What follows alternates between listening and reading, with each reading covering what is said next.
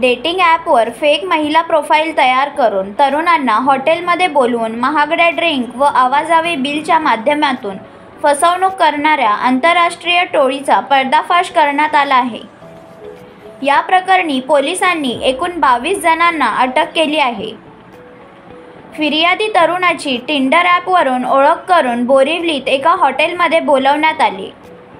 ड्रिंकचा बहाणा करत त्याच्याकडून 14,700 रुपये QR कोडद्वारे ऑनलाईन ट्रान्स्फर करून घेतले।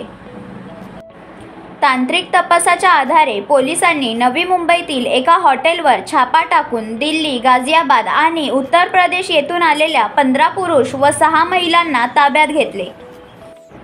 ही टोळी Tinder, Bumble, OkCupid, meet me यासारख्या ॲपवर बनावट महिला प्रोफाईल तयार करून चॅटिंग करत असे। भेटीसाठी ठराविक हॉटेलमध्ये बोलावून हॉटेल मॅनेजरच्या मदतीने बनावट बिल तयार करून पैसे उकळले जात होते।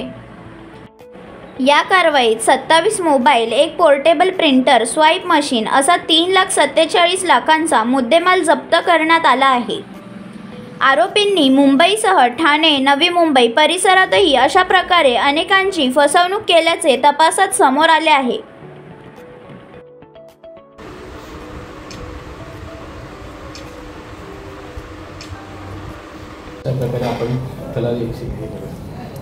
याच्यामध्ये आपण MHB पोलीस स्टेशन बोरिवलीच्या गुन्ह्यामध्ये 15 पुरुष आणि 6 महिला यांना अटक केलेली आहे। या गँगची मोडस अशी एक जवळपास आज मार्केटमध्ये 12 प्रकारचे डेटिंग ॲप्स आहेत। तर त्या ॲपवरती हे फेक प्रोफाईल बनवतात आणि या आरोपींनी यापूर्वीसुद्धा मागील वर्षी गुन्हे केले होते। काही त्याच्या पार्टनरने सुद्धा हे नवीन आता गँग ओपन केलेले आहेत। तर त्यांनी त्यांच्या काही मैत्रिणी दिल्ली, उत्तर प्रदेशवरून बोलवल्या। हे 15 दिवस मुंबईत असतील, 15 दिवस हैदराबाद जातील, हे करतील। ही एक 2 टीम काम करतात। एक प्रोफाईल बनवणं आणि रिक्वेस्ट टाकणं, दुसरी टीम जी आहे ती हॉटेलमध्ये तिथं मॅनेजमेंट पाहणं। याच्यामध्ये तो हॉटेलवाला सामील असतोच।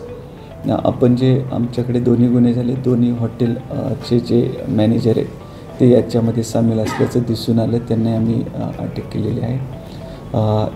मुली शक्यतो त्यांची जी टीम आहे, एक टीम, तर ती राईट रिक्वेस्ट टाकत राहतात आणि त्याच्यातून रिक्वेस्ट मॅच झाल्यानंतर त्यामध्ये चॅटिंगचं काम तीच टीम करते आणि जर बोलायचं असेल तर ते त्या मुलीला फोन देऊन त्या कस्टमरशी बोलायला लावतात समोरच्या, आणि मग कुठंतरी लोकेशन त्यांच्या जवळचं यांचं जे ठरलेलं हॉटेल असेल तिथलंच राहील आणि नंतर ते त्याच हॉटेलचं सुद्धा लोकेशन देतात आणि तिथं बसल्यानंतर मग हे ऑर्डर केलं जातं, ते केलं जातं, ते केलं। जनरली एक 5-6 हजाराचं जरी ते बिल होणार असेल तर हे 25,000 ते 30,000वर नेलं जातं आणि त्यातले 50% तो मॅनेजर त्याचा तो शेअर असतो त्याच्यामध्ये, 50% यांचा शेअर राहतो।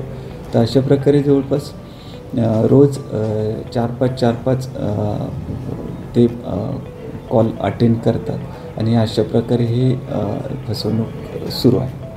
सर, असे किती हॉटेल्स त्यांनी हे केलेलं अड्डे बनवलेले आहेत आणि कुठल्या प्रोफाईलला, एक विशिष्ट प्रोफाईल ते कुठल्या प्रोफाईलला टार्गेट करतात?